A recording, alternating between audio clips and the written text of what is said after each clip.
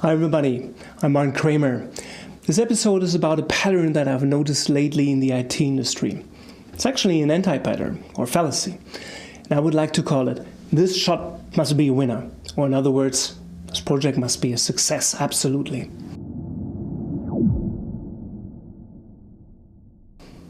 Let me tell you first about the anti-pattern, and then what I believe are the reasons for these patterns, and lastly, what we can do about it. So what's happening? Despite all our knowledge about large and complex IT programs, I see these are planned and started again and again. We know they have high risks of failing. They become too late and exceed their budgets, and customers are often not happy about the end results. I personally have been a member in some of these death marches, so I know, and I really know what I'm talking about. But why do people still consider these large and complex IT projects, despite their knowledge of the implementation risks? Despite the knowledge that chances of success can be improved, for example, by decreasing the batch size, in other words, by cutting large initiatives into several thin slices.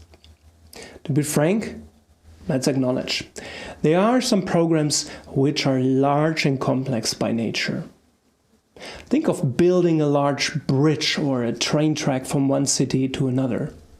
An agile approach of delivering value fast and breaking down initiatives and experimenting with MVPs does not really work there, at least to my knowledge. Come on, let me know if you know of any examples in the comments. I'm really interested. So some of our challenges don't lend themselves to reduction in size and complexity, risk and time. And as a side note and teaser, in one of my next videos, I'm going to talk about the Cynefin framework. And that can help us to understand why and how some of these challenges are different than others. Okay, back to today's IT programs. A few days ago, I moderated a roundtable about portfolio management. A participant said that the days of large and complex programs have passed. I thought, yes, she's right. But at the same time, this is not what I'm seeing out there. Again and again, I'm seeing these large and complex IT programs kicked off with unrealistic timelines, unclear outcomes, and high risks. I hear IT manager says, this shot must be a winner. We really need to get it right this time. We're setting everything on one card, or even the future of our company depends on this strategic opportunity.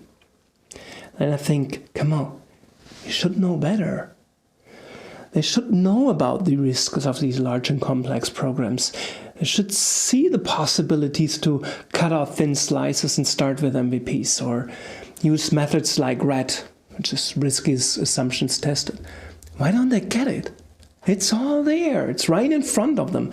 The evidence on one side and the principles, techniques, and tools on the other side. Okay, I hear some complaints from some of the managers in these death marches. So what is happening there? I came to believe that this is not the individual's desire for large and complex IT programs that creates this anti-pattern. I rather believe the problem is systematic. I came to believe that the root cause lies in the way how mature companies have grown over time to become what they are. And it's these mature companies where I see this anti-pattern. I believe this anti-pattern is rooted in the management hierarchy that mature companies have established over years of growth.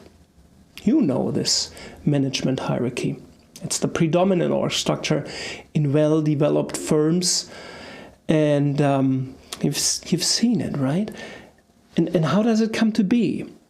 In short, as firms grow and mature, they utilize efficiencies of scale to offer once differentiated service as a lower price as the competition is catching up.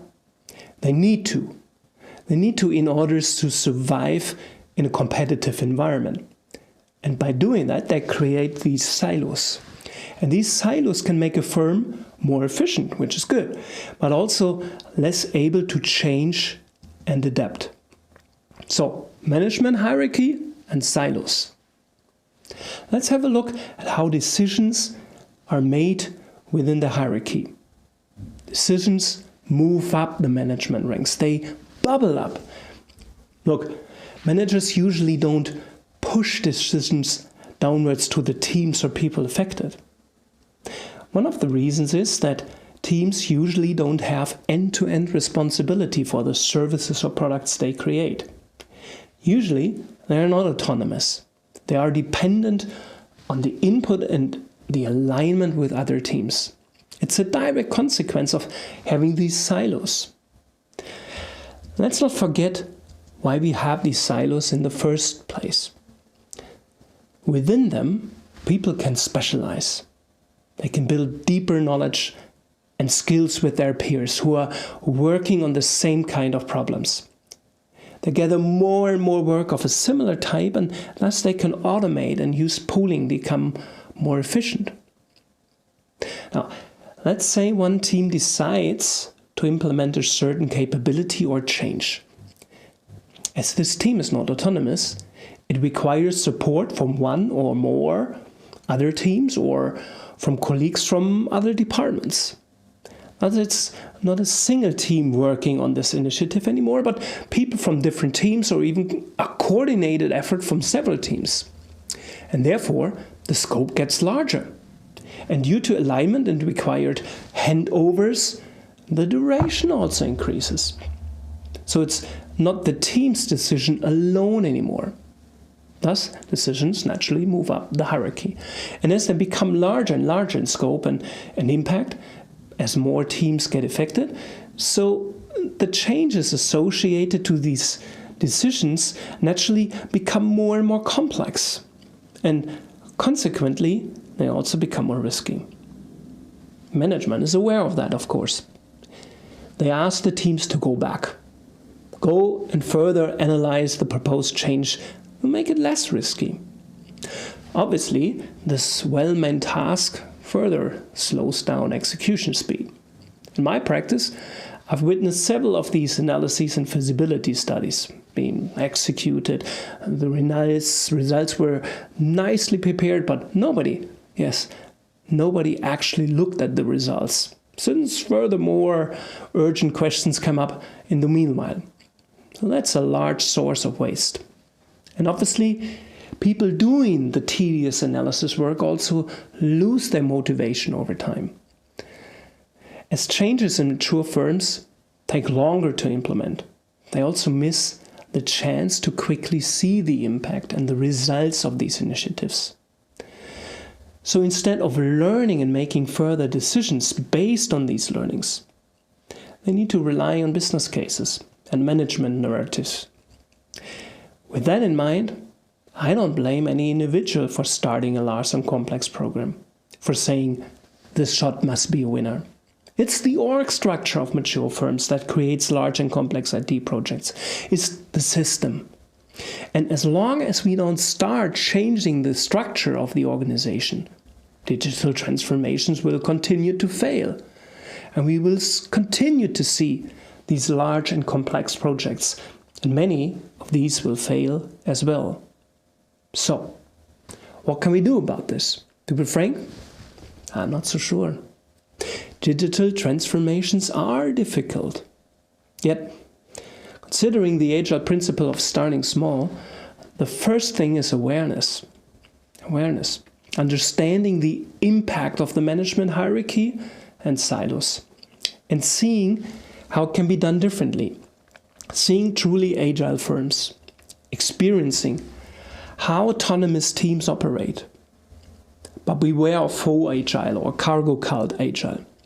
So go out there and visit the valley, or start right here in Berlin. And this is not just for developers or development teams. Especially managers should consider the impact of silos and the management hierarchy. Go and read about the evidence, read about Conway's Law. Then if you're a VP or director, think twice the next time you ask for a feasibility study. Why don't you ask for an MVP instead and learn from the user feedback? If you're a program manager, think twice and ask yourself if you really want to wait 18 months to see the first results. And be honest to yourself. Chances are that you don't even get the results in 18 months, it might be later. And you might not get what you want and hope for in the first place. Listen carefully the next time somebody tells you this project must be a winner. Investigate how a thin slice could look like. Alright, it's not easy to be fair, but so are these large and complex programs and death marches. Alright, that's it for today. Thanks for listening. What do you think? Please tell us about your experiences. How did you successfully change an existing org structure to create more autonomy? Please leave a comment. And if you like this type of content, consider subscribing to my channel. It means a lot to me. I'm Arjen Kramer. Bye for now and see you later.